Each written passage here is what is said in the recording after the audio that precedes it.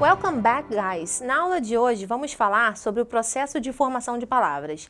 Em morfologia, quando a gente coloca o radical de uma palavra, um prefixo, um morfema, ele pode ser um prefixo ou um sufixo, pode ser aquele pedacinho, uma letra ou mais letras no início da palavra ou no final da palavra, a gente vai ter alteração e a gente vai passar a ter novas palavras.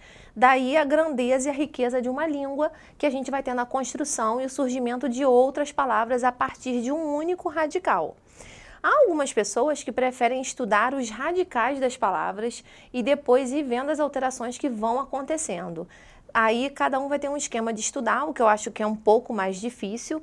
Eu acho que a gente, às vezes, quando a gente sabe um prefixo ou um sufixo, fica mais fácil de você entender, de você ter uma ideia geral. Então é isso que a gente vai estar vendo aqui hoje. Eu vou passar para vocês algumas dicas de como entender melhor, como enriquecer o nosso vocabulário através de um prefixo ou um sufixo.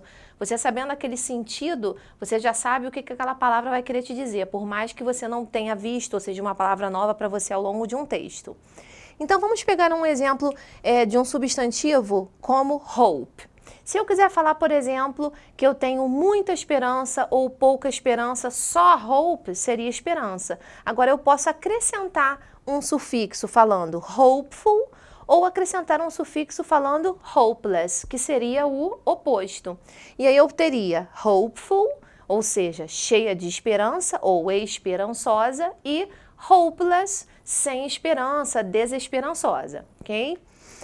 Ou ainda, vendo nesse quadro aqui, vocês podem perceber, aquele número ali entre parênteses é o número de palavras que tem, é o número de letras que tem em cada palavra.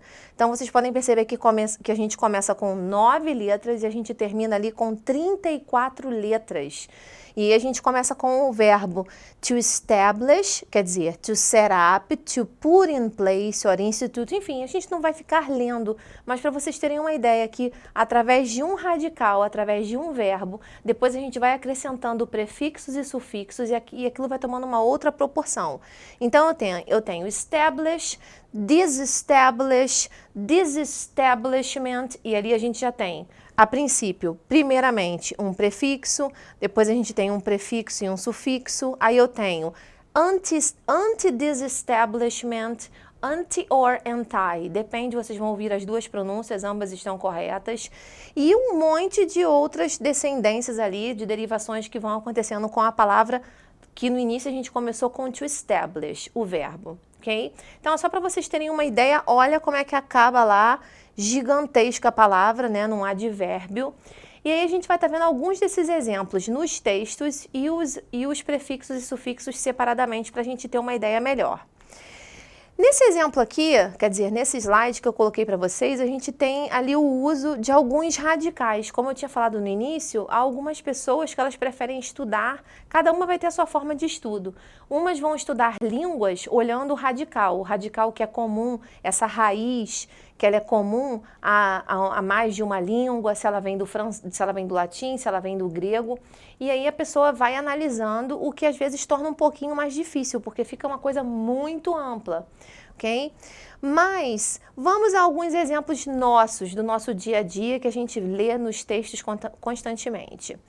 Se a gente for falar, por exemplo, de cannabis, ok? Eu peguei esse trecho de um artigo que dizia o seguinte: Current cannabis use was highest among people 18 to 25 years old with depression at almost 30%, the study found. Usage was also common among people with depression who were male, black or unmarried, at around 23% for each group. Ou seja, o uso de cannabis, né, atual, quer dizer, esse uso atual, current, né, esse atual recente, foi maior, foi mais alto entre pessoas de 18 a 25 anos que têm depressão em mais ou menos 30% o que o estudo mais ou menos comparou. Ou seja, esse highest ali, eu coloquei para vocês em amarelinho alguns dos sufixos que vão aparecendo nesse primeiro momento. Esse EST, a gente tem o adjetivo high, né? E se eu disser highest, esse adjetivo está no superlativo. Então, a gente tem sufixos que a gente usa para fazer comparativo, superlativo. E ali eu tenho depress, depression, vários sufixos que a gente vai estar usando, como meant, ant, ance, eles têm relação com a palavra principal. Então, eles às vezes só estão derivando ou estão mostrando um estado, uma ação, uma condição em relação àquele radical ali. Então, depress, né? Depression. Usage was also common among people with depression, quer dizer, o uso, use, usar, usage, o uso. Então ali a gente tem uma transformação da palavra com uma outra partícula, com um outro sufixo sendo acrescentado à base dela, a raiz. Who were male, black or unmarried. Então, alguns prefixos e sufixos são muito claros da gente identificar e perceber o sentido, como unmarried, ele já está ali antes do married, então married casado, unmarried não casado. Então, sendo um prefixo de negação. O que eu percebo que muita gente tem dúvida e me pergunta constantemente é o seguinte: como que eu vou saber qual prefixo utilizar para negação, já que eu tenho tantos? E a gente vai estar vendo ao longo da nossa aula exatamente isso e outros prefixos. E sufixos também, que quando a gente coloca na palavra, a gente não sabe exatamente se está usando corretamente ou não. Ainda um exemplo falando de cannabis, dizendo o seguinte: One limitation of the study is that researchers relied on the study participants to truthfully report any cannabis use or depression symptoms. They didn't have lab tests for drug use or medical records to confirm a mental health diagnosis. Então, nós temos várias palavras formadas com sufixação ali, né? Na verdade, todas ali têm sufixação, não tem nenhuma com prefixo. E aí a gente tem limitation, que vem de limitate, então a limitação do estudo. Researchers, research é pesquisar, researcher, aquele que pesquisa. Então, aquele ER está formando ali uma nova palavra para falar alguém que faz aquilo, alguém que faz alguma coisa. Se eu dirijo, to drive, driver, to research, researcher. Relied on the study participants, então nos participantes do estudo. Esse participant, aquele sufixo ANT, como alguém que tomou parte, to participate, the participant. To truthfully report any cannabis use or depression. Ali a gente tem o substantivo truth, verdade, e aí eu posso falar truthful, que seria sincera, né, verdadeira, e truthfully, de uma forma sincera, de uma forma verdadeira, ou seja, sinceramente, verdadeiramente, de fato. Então, reportaram qualquer uso, esses participantes que verdadeiramente reportaram qualquer uso de cannabis ou sintomas de depressão, ok? Não foram envolvidos laboratórios, exames laboratoriais, or medical records, ou seja, medical, aquele sufixo AL se referindo a algo médico, então que tem relação com medical. Se eu falo alguma coisa que tenha relação com o ambiente, environment, eu vou dizer environmental, ok? E por aí vai, como a gente vai estar vendo ao longo dos exemplos. To conform a mental health diagnosis, ou seja, então algo relacionado à área de mente, né? A gente tem mental. Então, por isso que alguns radicais, a gente estudando, eles facilitam, né? No caso de mental, a gente em inglês mente é mind, on my mind, mas tem esse radical que é comum a várias línguas, como a nossa, que é mental, que coincide de ser igual. Então, nós temos alguns radicais que vão se cruzar em algumas línguas. Por isso que algumas pessoas, elas preferem estudar os radicais, essas raízes das palavras, e depois acrescentando os outros sufixos, ok? Um outro exemplo que a gente tem aqui, falando sobre alcoolismo, sobre bebida. Se eu tenho a palavra álcool, dali eu tenho uma derivação para alcoolismo. Então esse sufixo ism, ele é acrescentado a palavras para dizer que tem a ação de, que tem uma participação de, ou a prática de álcool, a prática de alguma coisa. Então, alcoolismo é comum, né? É um distúrbio de droga comum, de substance abuse disorder that leads to significant medical complications. Então, ali a gente tem uma palavra a princípio formada por sufixação, depois a gente tem uma por prefixação, eu tenho order, disorder, então ordem, desordem, that leads to significant, quer dizer, a significativa, a complicação médica significativa. Então ali a gente, né, acaba indo de trás para frente, a nossa ordem é diferente da língua inglesa, mas mostrando que aquele significant, aquele tem a ver com significativo. Então o radical ali, para a gente também, ele é comum. A gente costuma falar em cognatos. Ele é significant é uma palavra cognata para a gente. A gente diria que ela seria um falso cognato se ela parecesse ser e não fosse. Como, por exemplo, pretend, que pretend não é pretender, que a gente tem na nossa língua. Pretend é fingir, é um falso cognato. Então, para algumas palavras, se a pessoa for estudar somente a raiz, ela vai se confundir ou não, né? Depende da forma que cada um estuda.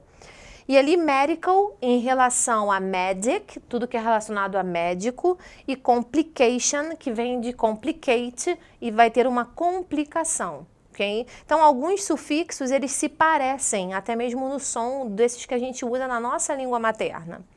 Ainda eu poderia falar para vocês o seguinte, ainda desse mesmo texto. Moderate drinking may benefit people of a certain age group, but heavy drinking is harmful to all.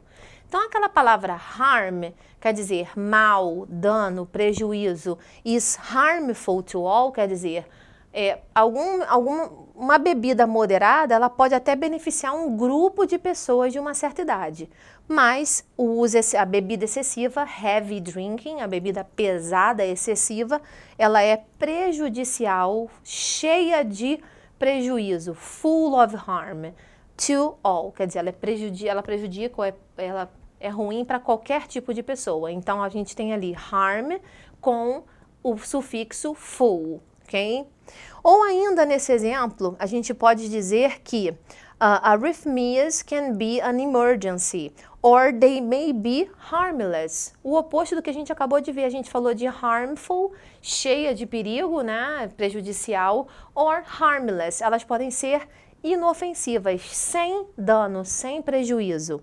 If you feel something is unusual, if you feel something unusual is happening with your heartbeat, go see a doctor to find out what is happening, why it's happening, and what you need to do about it. Ou seja, se você sentiu que alguma coisa está diferente, unusual, usual, é exatamente como a nossa raiz, como o nosso radical, usual, comum. Se você sente que alguma coisa está unusual, tem unusual em muitas músicas, ok? That's unusual, músicas antigas. Mas se a gente usar o unusual, se você sentir algo diferente acontecendo com a sua batida cardíaca, vá ver um médico para descobrir por que está acontecendo e o que você precisa fazer em relação a isso. Okay? Então, ali a gente tem prefixação com un, de negação, e less, de o sufixo. Okay? Então, nós já vimos uns 3 prefixos de negação até agora. A gente já viu un, já viu this, okay? A gente vai ver mais ainda. Ainda nesse exemplo agora sobre batida cardíaca, né, contração cardíaca, a gente pode dizer o seguinte: premature atrial contractions, PAC, are early extra beats that start in the heart's upper chambers, called the atria. They are harmless and generally don't need treatment. Então, ali a gente tem premature, quer dizer pré-matura, né? A própria palavra prefix, por que ela é prefix? Porque ela é fixada antes da palavra, então é um prefix, ok? Então, premature, pré-maturo, antes dessa maturidade atrial, né? Essas contrações, contractions, vindo de contract, derivando de contract. E aí a gente tem harmless, que elas são inofensivas, elas não causam algum perigo, algum mal, algum dano, and generally don't need treatment. E geralmente, né, de uma forma geral, não precisam de algum tratamento. Então a gente tem de treat derivando para treatment. Então essas são algumas derivações, algumas formações que a gente está analisando. Ainda um outro exemplo falando de fibrilação atrial, a gente tem essa frase dizendo o seguinte: atrial fibrillation. Por que atrial? Porque é relacionada ao átrio, então é atrial. Atrial fibrillation is an irregular heart rhythm which causes the upper chambers of the heart to contract abnormally. Então a gente tem ali a palavra normal e abnormal, abnormally, quer dizer, de uma forma anormal, anormalmente, ok? Erroneamente. Então, tudo que a gente tiver uma palavrinha, umas letrinhas antes da palavra, geralmente elas vão dar, em muitas das vezes, uma ideia de negação. A gente tem pelo menos uns 12 a 13 prefixos de negação. A gente vai estudar alguns, outros eles são bem nítidos porque parecem com a nossa própria língua, ok? Então a gente tem ali o AL novamente, o ION, né? Ion and irregular. Abnormally, do ab de prefixo antes do normal, e o LY de advérbio que a gente já tinha visto anteriormente. Um outro exemplo a gente pode falar sobre essa condição de falta de ar, quem tem asma, quem tem essa falta de ar, como é que eu falo ar, né? Ou respirar. Breath é take a deep breath, quer dizer, respire, né? Dê uma respirada forte. Então a gente tem ali várias formas de falar isso. A gente pode dizer shortness of breath or breathlessness. Vocês já viram isso em outra aula de inglês falando sobre vocabulário. Então short é curto. Shortness é uma dificuldade, é essa brevidade, ok? É essa falta. Então essa falta de respiração or breathlessness. O breath de fôlego, de respirar, breathless, sem ar, e breathlessness, esse estado, essa condição de estar sem respirar. Por isso que a gente tem breathlessness.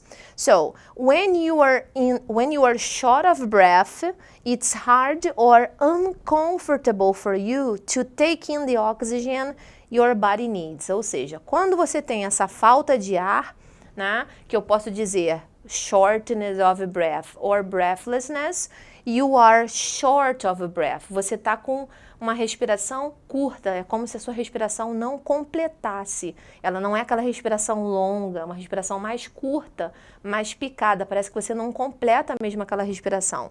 Então é difícil ou desconfortável para você respirar, pegar todo esse oxigênio que o seu corpo precisa. E aí a gente tem uncomfortable, né? O adjetivo comfortable e a gente colocando o prefixo antes, dando uma ideia de negação. Uncomfortable.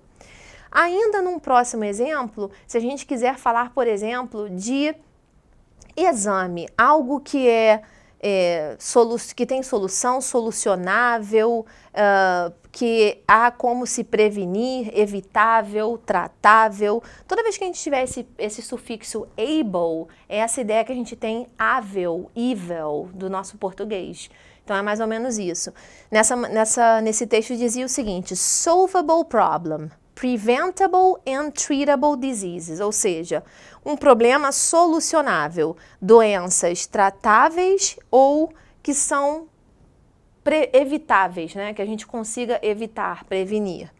E aí dizendo o seguinte: cervical cancer is generally rare in higher income countries that have used a combination of awareness programs, vaccination, screening, early detection and treatment to combat the disease. Ou seja, em países onde tem uma renda maior, income, né? A gente até pode relacionar também income de algo que vem, né? Que entra, essa renda.